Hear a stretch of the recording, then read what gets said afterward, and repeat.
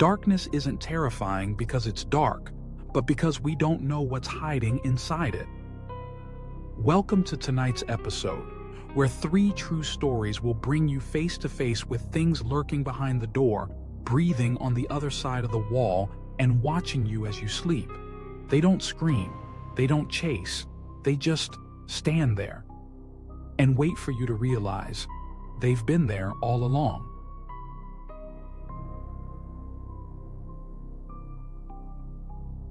E. Story 1. The basement with no way out. I used to think I was brave, until I turned 16 and got locked in a pitch-black bathroom, separated from death by just a thin stall wall. Back then, I was in 11th grade at a big high school.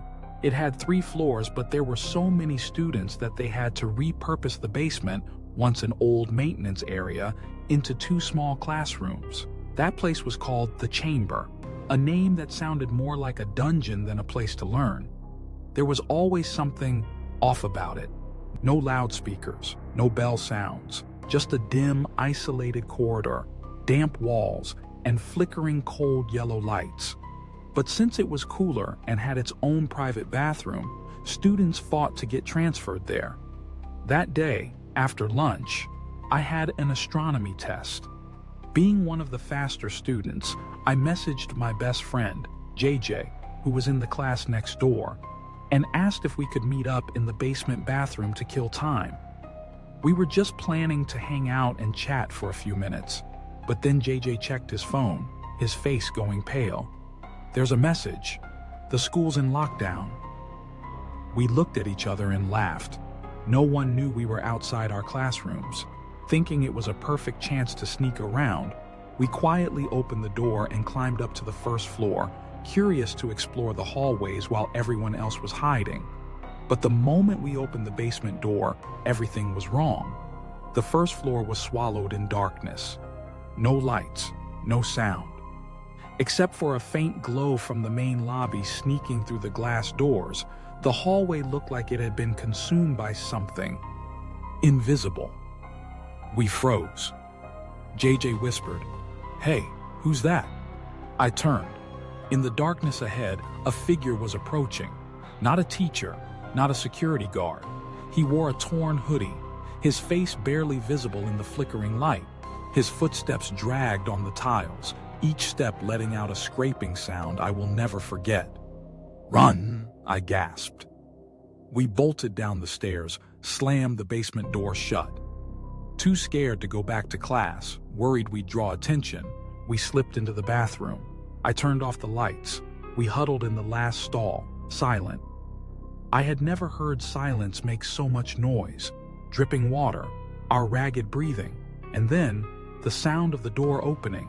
A blinding white light flooded in, then shut off. Someone had entered. Footsteps echoed across the cold tiles. Closer, closer, stopping in front of our stall. And he breathed, heavy, wet breathing, like he'd just run a marathon or was trying to suppress something bloodthirsty. Then JJ whispered, "We need to crawl to the next stall." In that moment, I knew, even a whisper, he had heard. The stall door rattled violently, once, twice. He screamed.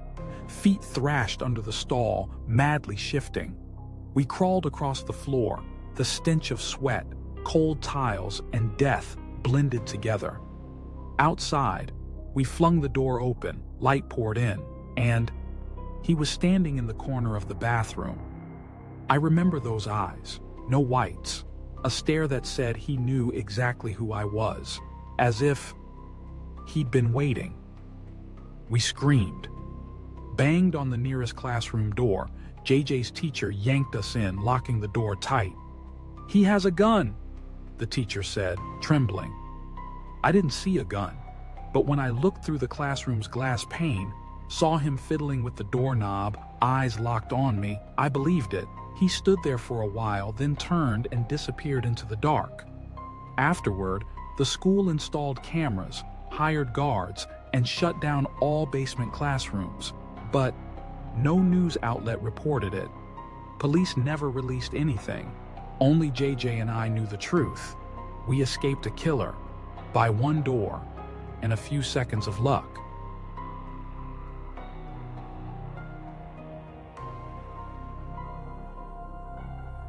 Story 2. The locker and the cry for help. Some places are so quiet it feels wrong, and some sounds you never want to hear in the dark. I used to be a police officer in New Jersey. 20 years on the force. I'd seen all kinds of crime. But one call still haunts me to this day. A gloomy, rainy day when I was sent to a high school under lockdown due to a reported intruder. A man had been seen stepping out of a white van behind the school, then sneaking in through the back door near the boys' locker room. When I arrived, the parking lot was empty. The van was still there, pure white, caked in mud, all doors locked. I saw no one. But something sat heavy on my chest, a sinking, ominous gut feeling. I grabbed my flashlight and opened the door to the rear corridor, where the gym and locker room sat, still and dark. No lights, no movement. Just the echo of my own steps and a faint hissing from the ceiling vents. A trembling office staff member hiding nearby whispered, "He might have a weapon, might be in the locker room." I nodded and approached the steel door without a window. The handle was ice cold. I pushed it open and stepped in. The air inside, stifling, like someone was holding their breath with me. I scanned with my flashlight, the beam sliding across rows of rusting metal lockers, and then a soft sound. Ting, ting. I froze, something tapping, like nails or metal clicking, coming from beyond the lockers. I stepped closer, another sound, thud, then bang. Something slammed against a locker. I raised my gun, heart pounding. I should have shouted, "Police!" as per protocol, but my legs were rooted in place. I felt watched. I moved toward the football team's lockers, larger, deeper ones, and then I yelled, "Police! Come out now!" At that moment, a scream from the far end, "Help me, please!" I rushed over. A boy, maybe 12, was locked inside a locker. He banged desperately, breathing hard, his hands bleeding from trying to escape. He trembled as he spoke. A man had pressed a knife to his back, forced him inside through the back field. When he screamed, the man threatened to kill him, then locked him in, intending to return later with the van. I ran back out, but the van was gone. Vanished into the black rain, and my biggest mistake? I didn't get the license plate. A week later, police found the van in a 7-Eleven parking lot. The man was arrested on the spot. In his wallet were photos of several kids, each one missing. He smiled as the cuffs clicked shut, a smile like he was used to being caught, like this was just a cycle. And sometimes, at night, I still hear the soft tapping, ting, ting, like silent cries echoing from other lockers.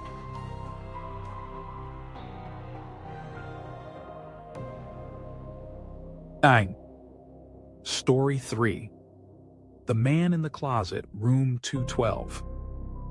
Hotels aren't scary until you realize you're not alone. I went to New Jersey to tour Rowan University by myself. My family didn't come along, so I stayed at the Hampton Inn near campus. Everything was fine. I had dinner, came back to my room around 8 p.m. to relax. Room 212, clean, tidy, nothing special, until the alarm light in the ceiling corner suddenly turned on. A bright white light blinked repeatedly, accompanied by a looping voice. "All guests, please remain in your rooms. This is an emergency lockdown." I frowned. I'd never heard of a hotel lockdown before. At first, I was more curious than scared. I turned off the lights, left the TV on for background noise, and lay on the bed beneath the blinking light. Annoying, but not unbearable. About 30 minutes later, the phone rang. I picked it up, expecting an update. But the voice on the other end made my blood run cold. "Sir, please stay calm, but you need to leave your room immediately." I froze. "What?" "There's someone in your room." I dropped the phone, turned and scanned the room. No one under the bed. Bathroom, empty. And then I saw it. The closet door near the bathroom, slightly ajar, just a crack. And behind that crack, a face, wide eyes, staring directly at me. The moment I realized what I was looking at, the closet door slid shut. I didn't scream. I ran. I bolted into the hallway, barefoot, didn't even lock the door. The front desk showed me the security footage. A man had entered my room using a key card at 8 p.m. He slipped inside and never came back out. He'd been in there for over an hour, just a few feet from me, in the dark, in silence. When he was caught, he didn't resist, just looked at me and smiled. A smile that said he knew me, as if I was the one he had been waiting for. Since that day, I've never stayed in a hotel alone again. And if someone tells you you're alone, make sure you've checked the closet.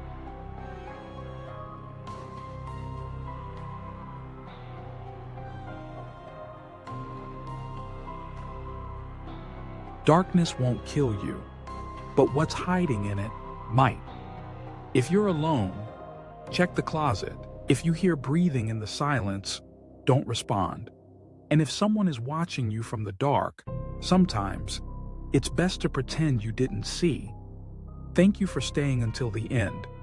Don't forget to like, subscribe, and share if you want more stories like this. And remember, the darkness is always inhabited